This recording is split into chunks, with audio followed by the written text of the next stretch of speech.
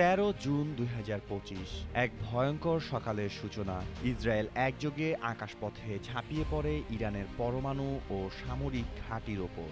200টিরও বেশি যুদ্ধবিমান আঘাত হানে 100'রও বেশি স্থাপনায়। নিহত হন বহু সামরিক কমান্ডার ও বিজ্ঞানী।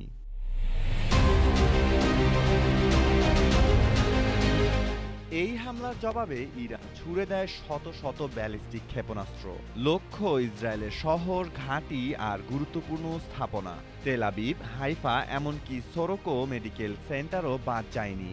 ইসরায়েল দাবি করে 1000 ক্ষেপণাস্ত্রের 90% তারা আটকে দেয়, কিন্তু তারপরও প্রাণ হারান 28 জন, আহত 3000-এরও বেশি।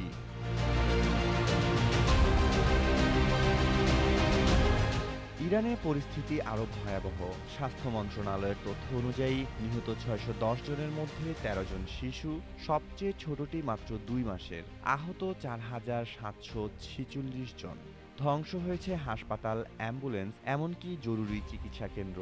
স্বাস্থ্যকর্মীদেরও রেহাই মেলেনি। মৃত 5, আহত 20। ওয়ালটন আবারও মিলিনিয়ার অফারে ওয়ালটন ফ্রিজ কিনে আপনিও হয়ে যেতে পারেন মিলিয়নিয়ার।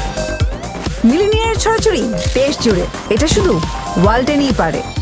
আতঙ্কে প্রায় 90,000 মানুষ রাজধানী তেহরান ছেড়ে পালিয়ে যান উত্তরের মাজানদারানে।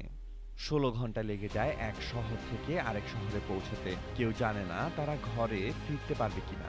22 জুন যুক্তরাষ্ট্র সরাসরি যুদ্ধে জড়িয়ে পড়ে। ইরানের নাতানজ, ফোর্দো এবং ইস্পাহান পরমাণু স্থাপনায় চালানো হয় বাংকার ধ্বংসকারী বোমা হামলা। 24 জুন আসে যুদ্ধবিরতির ঘোষণা, কিন্তু হাজারো মৃত্যুর বেদনা, ধ্বংসস্তূপ আর আতঙ্কিত মানুষের আর্তনাদ এই যুদ্ধ যে এক গভীর ক্ষত হয়ে থাকবে তা বলার অপেক্ষা রাখে না।